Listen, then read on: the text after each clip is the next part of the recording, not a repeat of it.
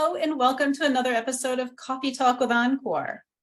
But first, before we get into today's discussion, I would like to give a shout out to all the occupational therapists and the occupational therapy assistants who are listening and truly wish them a happy OT month. We're going to be sharing ideas on ways in which OTs can collaborate with PTs and speech therapists to provide clients the best possible therapy experience. Now, communication and collaboration between disciplines will not only lead clinicians to focus on treatment interventions that are meaningful and beneficial to our clients, but also then translate into patient success stories as well as positive outcomes. Occupational therapy is a very unique profession, and as an OT, I love the profession.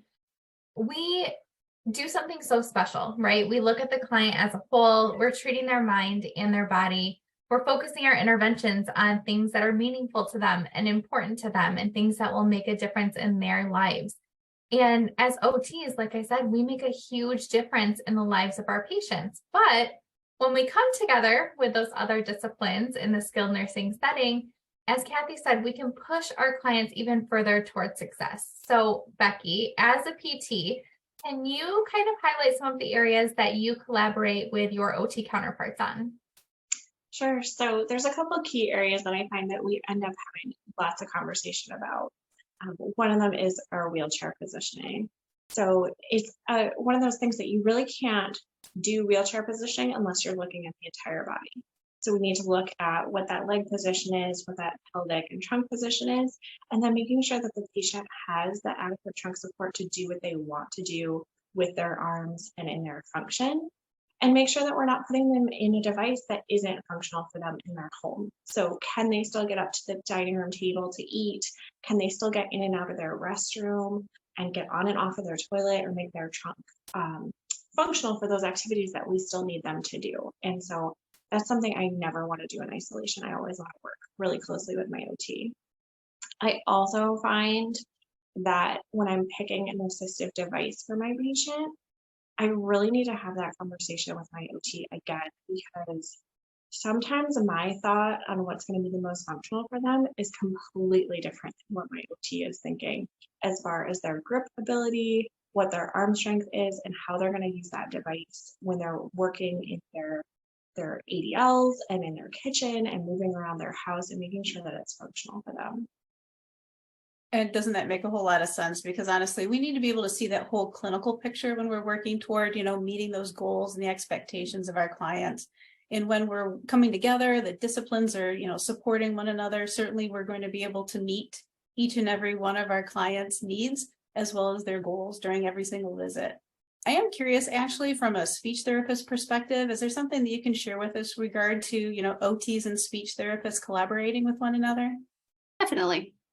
So as a speech therapist, I really love to collaborate and work with OTs for various reasons and different scenarios. So OTs, in my experience that I've worked with, typically have a really good grasp on the areas that both, speech therapists work on and PTs work on. So your guys' knowledge bank as an OT is just pretty expansive and really worth tapping into. So when I'm in a building working, I really like to tap into my OT colleagues, really on their expertise on sensory needs. I think the things that you do with sensory modulation is really interesting. I love that topic. So I'm always trying to learn more from OTs about that topic. Any environmental adaptations, I always try to, pull an OT in to get their perspective on it. If the patients are having any behaviors, I really like to tap into OTs for their expertise on that as well. So not only those things, but also like the more straightforward clinical areas, such as, collaborating during a meal to make sure that, this patient with dysphagia is able actually to feed themselves as well.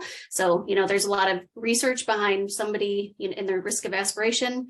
If they're able to feed themselves and be independent with that, their risk of aspiration goes down. So I really love to tap into OTs for various reasons, as you can see.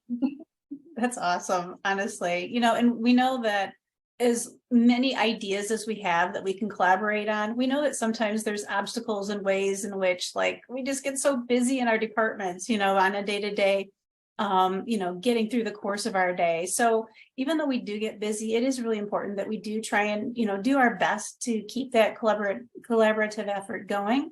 And one of the ways I think that we can really keep things going with that, with regard to creating processes and systems and really making it a daily occurrence, to really make it a part of the culture within our care community, honestly, not even just within the therapy department, but as a collaboration all amongst all the interprofessional disciplines within any kind of care setting.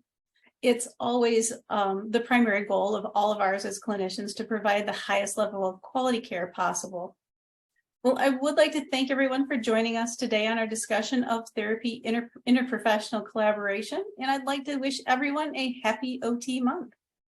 We look forward to having you tune in again for our next episode of Coffee Talk with Encore.